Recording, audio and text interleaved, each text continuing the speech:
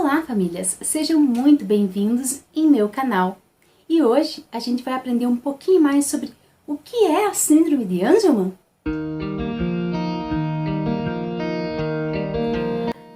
A Síndrome de Angelman é um distúrbio caracterizado pelo atraso no desenvolvimento neuropsicomotor do indivíduo, o qual apresenta deficiência intelectual, dificuldades da fala, distúrbios do sono, convulsões, movimentos desconexos e risos frequentes. A explicação mais didática que eu ouvi sobre o que é e como ocorre a Síndrome de Angelman foi quando eu fui, em 2016, à Casa Angelman. Lá eles explicaram da seguinte forma: nós recebemos 23 livros, vamos imaginar, 23 livros do meu pai, 23 livros da minha mãe. Assim, o nosso genoma é composto por 46 cromossomos. A Síndrome de Angelman, diferente de outras síndromes, como por exemplo a Síndrome de Down, que é a trissomia do cromossomo 21, ela não é uma síndrome de alteração no número de cromossomos. Bom, vejamos bem, a Síndrome de Angelman, os indivíduos têm 46 cromossomos, como eu e você. Então quer dizer que um cariótipo não detecta a Síndrome de Angelman? Sim, é isso mesmo.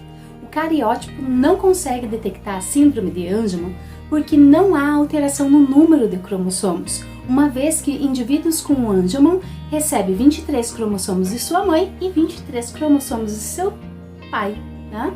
Aqui vamos chamar os cromossomos de livros, para a gente poder entender melhor.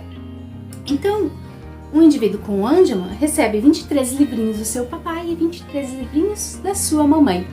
Tem 46 cromossomos como qualquer um de nós. Mas aonde está o erro então? Bom, o erro está lá no cromossomo 15. Nós temos dois cromossomos, o materno e o paterno. Quando o erro está no cromossomo paterno, nós temos a síndrome Prader-Willi, que é a síndrome co-irmã da Síndrome de Angelman. Quando o erro ocorre no cromossomo materno, aí sim nós temos a Síndrome de Angelman, que é uma alteração no gene específico lá no cromossomo 15. Em nosso DNA, então nós temos uma cópia materna e uma cópia paterna dos cromossomos. Geralmente, quando há problema em um dos cromossomos, a outra cópia automaticamente compensa esse erro para solucionar o problema.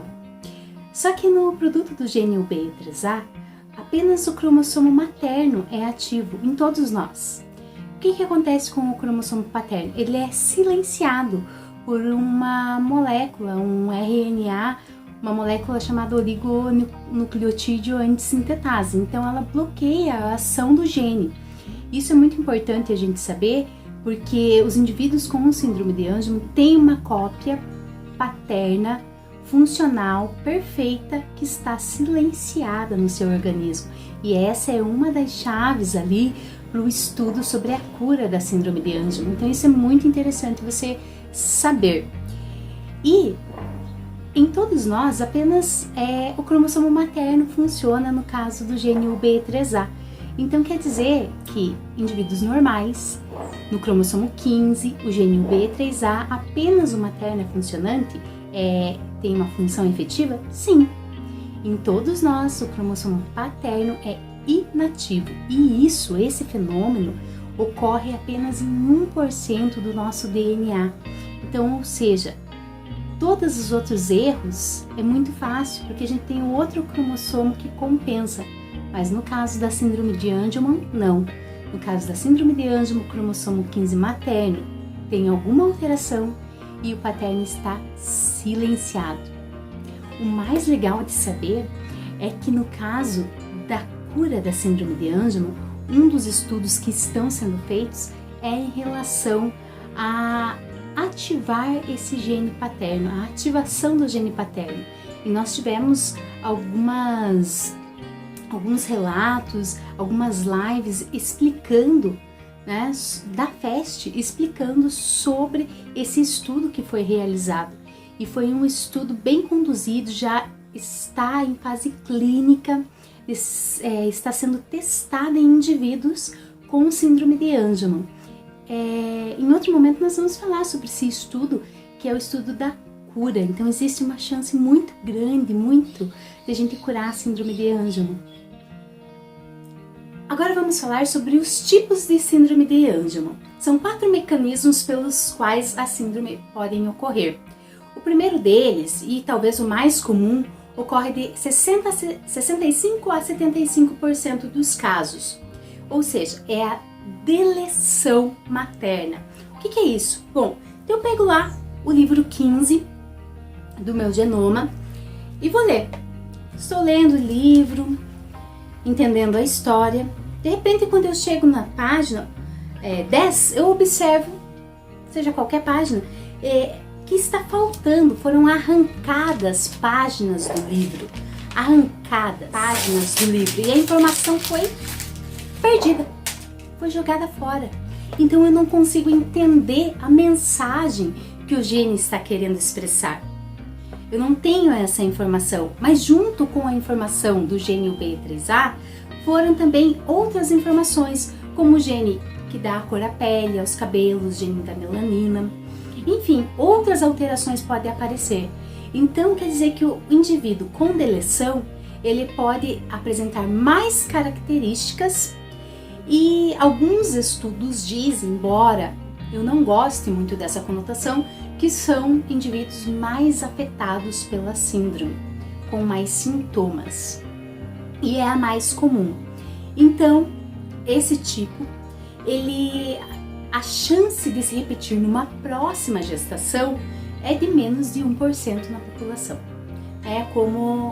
É bem raro, é raríssimo. E é o tipo mais comum de síndrome de Angelman. Bom, o segundo tipo também ocorre lá no cromossomo 15 materno. E é quando eu estou lendo o livro e noto que houve um erro de digitação. Nossa, eu não consigo codificar a palavra que está escrita. Não faz sentido. Então a mutação é justamente isso. Quando segue a sequência e ocorre alguma troca de um aminoácido, uma sequência, um trecho longo, um trecho curto, ou até mesmo a falta de algum dos aminoácidos que vai codificar o produto do gene B3A. Esse é o caso da Lili. Então o que aconteceu? No caso dela, nós temos uma sequência de aminoácidos e a mutação ocorreu uma mutação positiva, ou seja, agregou uma citosina. Então, pela inserção de uma citosina, ocorreu uma mutação e ela não codifica já o produto do gene UBE3A.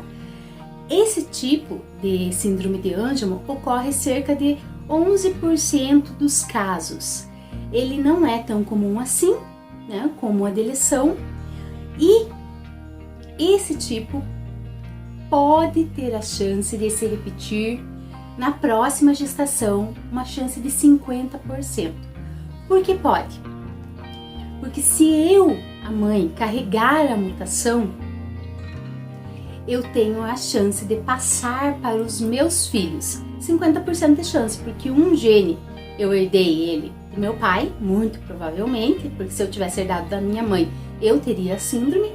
Então eu herdei um gene com a mutação do meu pai e passei para minha filha no caso. Mas o meu filho Matheus não tem nada. Então quer dizer, 50% do meu cromossomo 15 tem alteração, outros 50% não tem porque veio da minha mãe. E assim tem a chance de se repetir. No meu caso, não se repetiu. Mas o que eu deveria ter feito? O exoma, o sequenciamento genético, para saber se eu sou portadora dessa alteração, dessa mutação. Só que eu não fiz, porque quando eu tive o diagnóstico da Lili, eu já tinha os 2 filhos, ela com a síndrome, ele sem a síndrome. Então eu não vi o porquê fazer o exoma, já que eu não quero mais ter filhos. Então esse é o segundo tipo. O terceiro tipo é a dissomia uniparental. O que ocorre? É quando eu recebo 2 cromossomos paternos. E lembra que eu falei que o cromossomo paterno ele é inativo em todos nós? Então quer dizer que a pessoa que tem dissomia uniparental, ela tem 2 cromossomos inativos. Mas o que eu observo? né? São cerca de 3 a 7% dos casos, e às vezes são pessoas que não expressam tantas características da síndrome. Alguns conseguem até falar de forma que a gente compreende e tem um desenvolvimento melhor, mas não é regra também.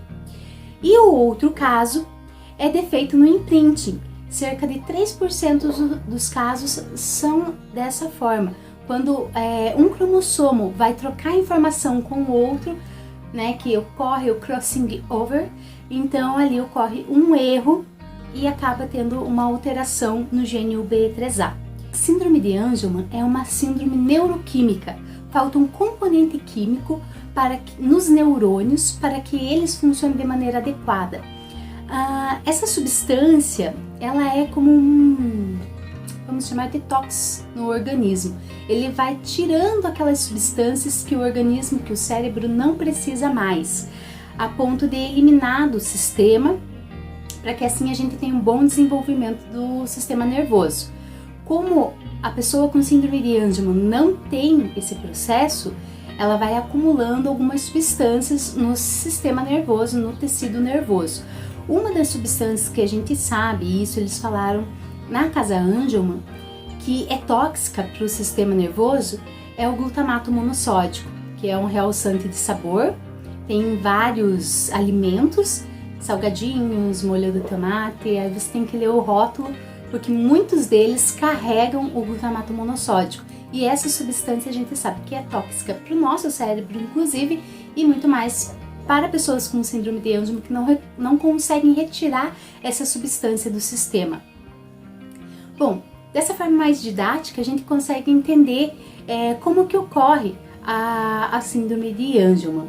E eu espero que eu tenha ajudado vocês, que vocês tenham entendido um pouquinho mais, porque é uma síndrome bem complexa realmente. Nem os médicos, às vezes, conhecem essa síndrome. E essa é uma forma de a gente compreender o que está acontecendo. Pessoal, um beijo para vocês.